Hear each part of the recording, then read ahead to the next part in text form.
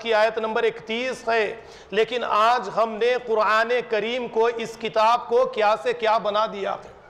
اس کتاب کے ساتھ ہم کس طرح اس کتاب کے ساتھ جڑے، کیا کبھی ہم نے اس پر غور کیا ہے؟ نہیں کیا ہے۔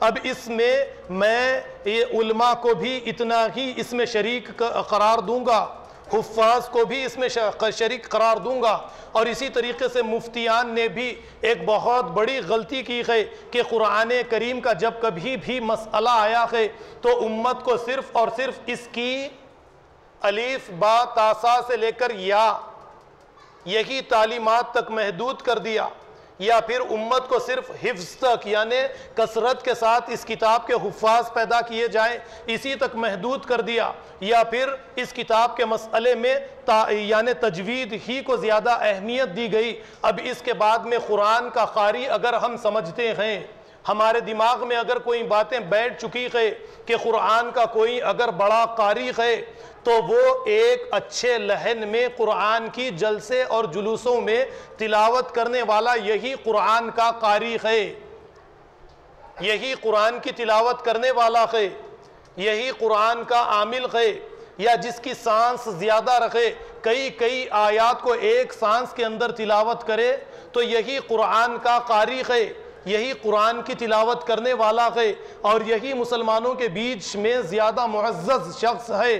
یا پھر کوئی قرآن کو اچھے لحن میں تلاوت کر دے جلسے اور جلوسوں میں، یا نماز میں، یا تراویح کی نماز میں، جو قرآن کو اچھے لحن میں تلاوت کرے، ہمارے دلوں میں قرآن کی آواز اتر جائے، بس یہی قرآن کا قاری ہے، یہی قرآن کا عامل ہے، اگرچہ اس کی ذاتی زندگی، اس کی معاملت داری، اس کے اخلاق قرآن کے بتائے ہوئے اخلاق پر مبنی ہو یا نہ ہو، بس ہمارے یہاں پر یہی قاری ہے، یہی قرآن کا عامل ہے۔ ایسا ہرگز نہیں ہے۔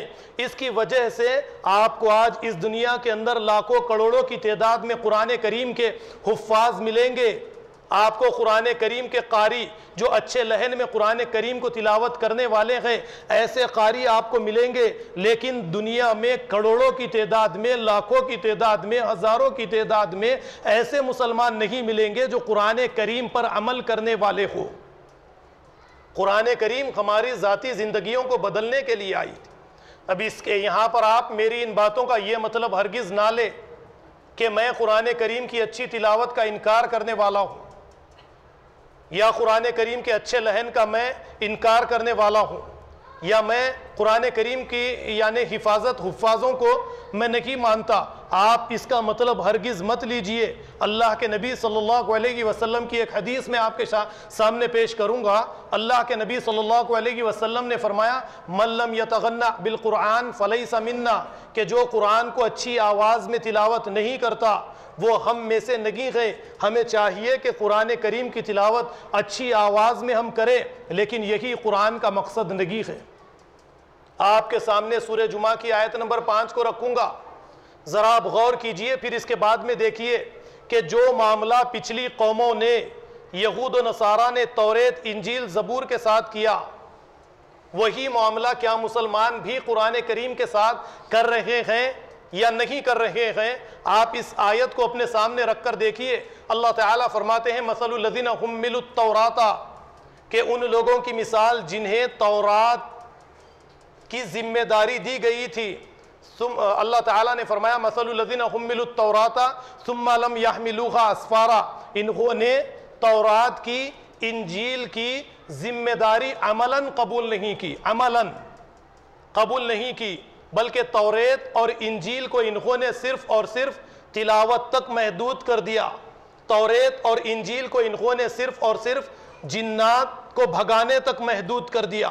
توریت اور انجیل کو انہوں نے صرف ایک ایصال ثواب کی کتاب بنا دیا۔ توریت، انجیل اور زبور کو انہوں نے صرف اور صرف ایک برکت کی کتاب کے اندر تبدیل کر دیا۔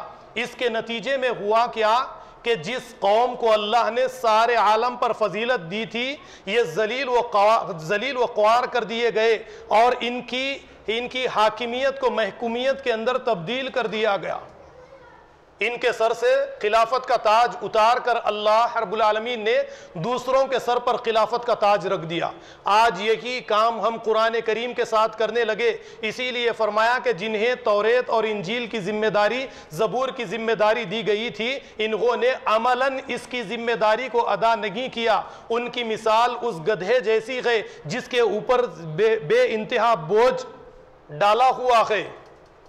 اللہ تعالیٰ آگے فرماتے ہیں بئس مثل القوم الذین کذبوا بآیات اللہ، اور یہی مثال ان لوگوں کی ہے جنہوں نے اللہ کی آیات، اللہ کی کتاب، اللہ کی قرآن کی آیات کو عملاً جھٹلایا۔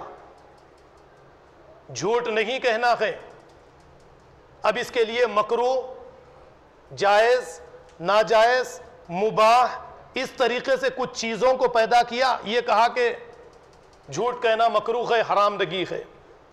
یا پھر اسی طریقے سے دوسرے معاملوں کے اندر ہم آگے بڑھتے چلے گئے، یعنی عملی زندگی کے اندر مسلمانوں پر نظر ڈالیں کہ قرآن ہماری اپنی عملی زندگی کے اندر کہیں پر بھی نظر نہیں آتا ہے۔ اب آپ بتائیے کہ لاکھوں کروڑوں ایسے حفاظ کا رہنے، ایسے حفاظ لاکھوں کروڑوں کی تعداد میں اگر رکھے، قرآن کریم کی تلاوت لہن کے ساتھ بھی اگر ہو، تجوید کا خیال بھی اگر رکھا جائے، لیکن قرآن کریم کو عملاً اپنی زندگیوں کے اندر قرآن کریم پر مبنی سوسائٹی وجود میں لانے کے لیے کوئی جد و جہد اگر نہ رکھے، قرآن کریم کے مطابق اخلاقیات پر مبنی کوئی سوسائٹی اس دنیا کے اندر موجود نہ رکھے، تو قرآن کریم کی تلاوت یا لاکھوں کروڑوں کی تعداد میں حفاظ کے رہنے کا کیا فائدہ؟ آپ بتائیے، کیا کوئی فائدہ ہے؟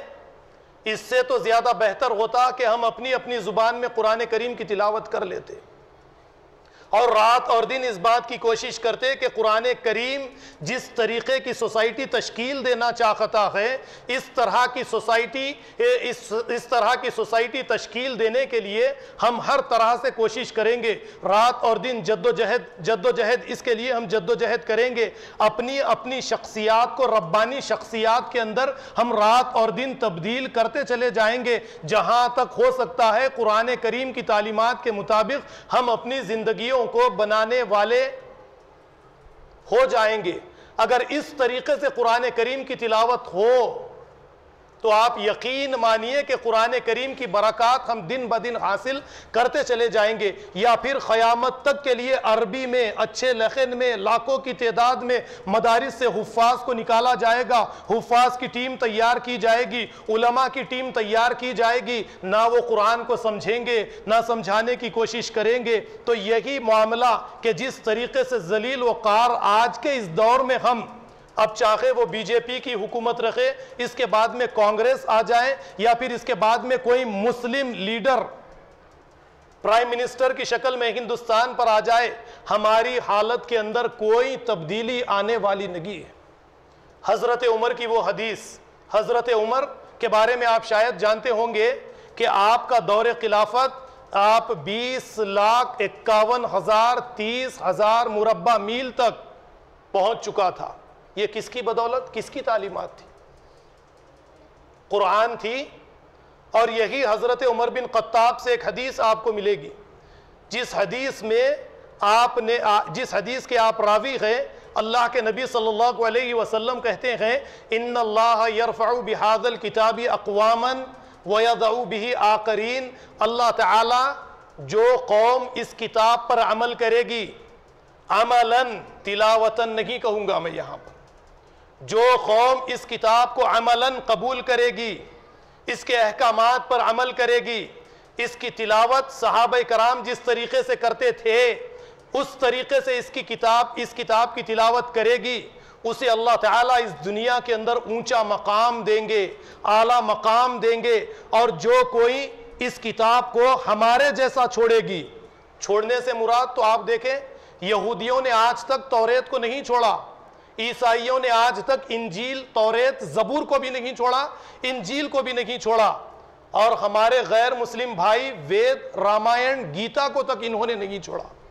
جو ہم وہ وید، گیتا، رامائن کے ساتھ، یا یہودی توریت کے ساتھ، یا عیسائی توریت، انجیل کے ساتھ برکت کے نام سے یا دوسرے ناموں سے جو کچھ کرتے ہیں وہ تمام کے تمام کام ہم مسلمان بھی قرآن کریم کے ساتھ کرتے ہیں کہ یہاں پر دیکھیے کہ جس نے قرآن کریم کو عملاً چھوڑ دیا وہ اس دنیا کے اندر ذلیل اور قار کر دی جائے گی۔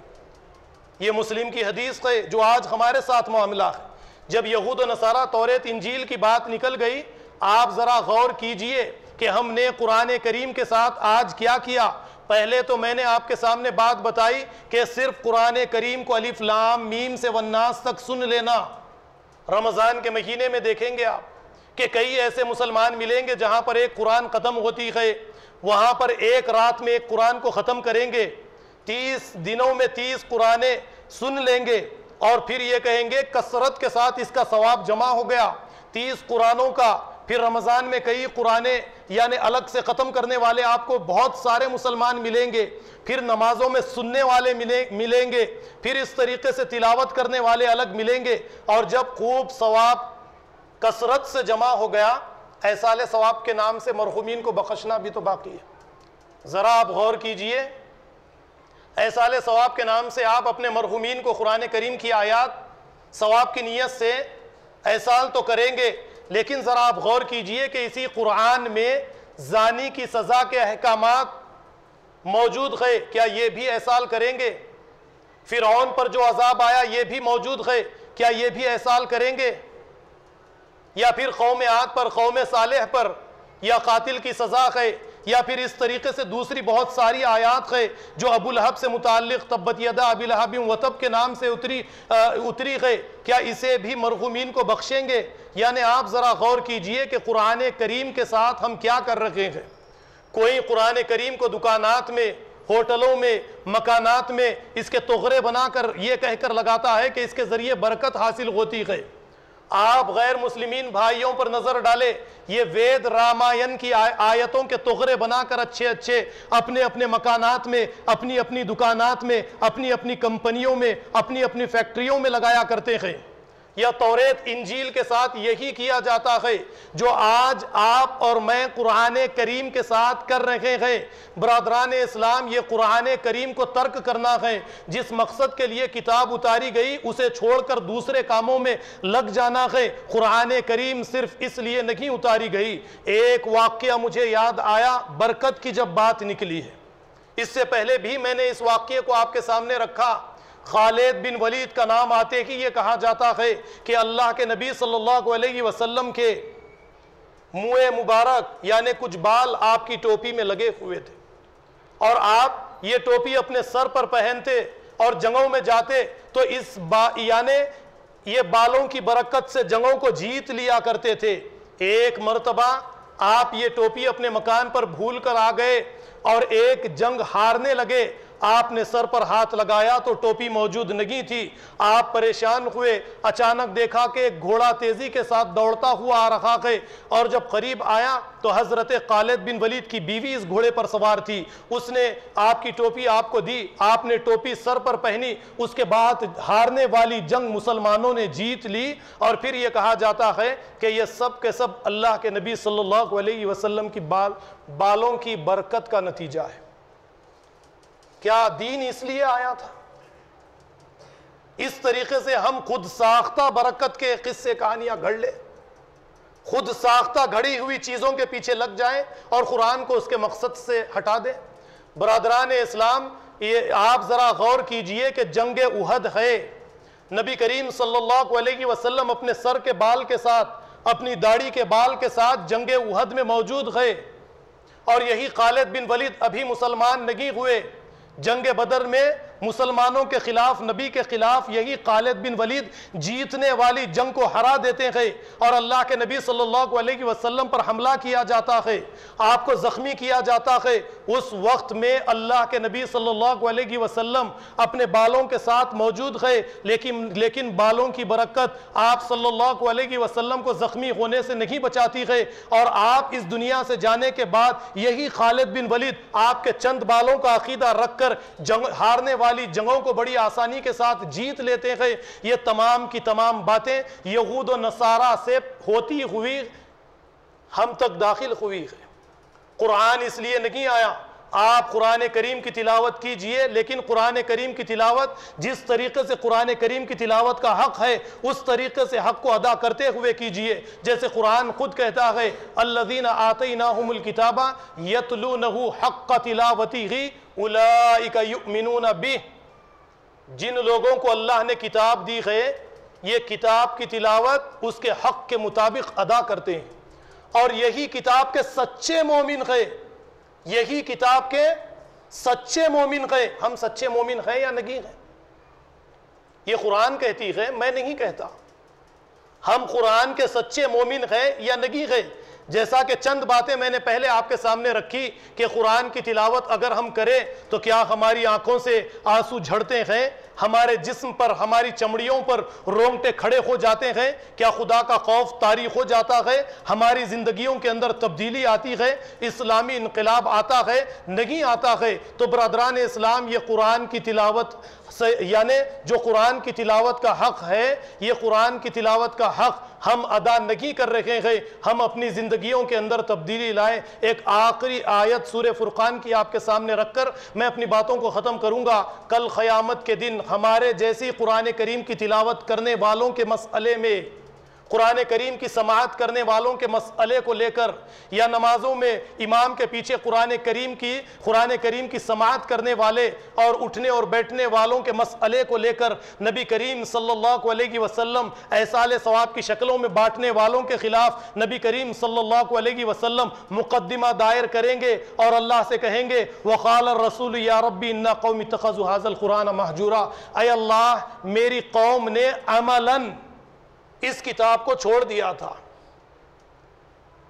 اسے عذاب دیجئے. یہ قرآن والے نہیں تھے، یہ غیر قرآن والے تھے. انہوں نے قرآن کی شکل میں یہ جاہل، یعنی قرآن کہتا ہے وَمِنْهُمْ أُمِّيُّونَ لَا يَعْلَمُونَ الْكِتَابَ إِلَّا أَمَانِيَّ. اور ان لوگوں میں بعض ایسے جاہل گئے جو کتاب کو جانتے ہی نہیں سوائے بے بنیاد توقعات کے، بے بنیاد باتوں کے پیچھے پڑے رہتے ہیں رات اور دن. اور حقیقی کتاب کیا ہے، کتاب کی تلاوت کیا ہے، اس سے واقف ہے ہی نہیں. یہاں پر اللہ کے نبی یہی کہیں گے کہ اے اللہ میری اس قوم نے، میری اس امت نے، غیر مسلمین کو نہیں کہا جا رہا ہے، غیر مسلمین کے خلاف مقدمہ دائر نہیں کیا جا رہا ہے، میرے اور آپ کے خلاف مقدمہ ڈالا جا رہا ہے اللہ کی بارگاہ میں، اللہ کی عدالت میں. میری اس قوم نے قرآن کریم کو چھوڑ دیا تھا، لہٰذا اسے سزا دی جائے، یہ سزا کے مستحق ہے. تو برادران اسلام، ہمیں اپنی زندگیوں کے اندر تبدیلی لانے کی ضرورت ہے. ہم اپنی زندگیوں کے اندر تبدیلی لائیں اور قرآن سے اپنا زندہ تعلق قائم کریں تاکہ قرآن کی برکتوں سے ہم اس دنیا کے اندر کامیابی حاصل کریں. وآخر دعوانا ان الحمد للہ رب العالمین.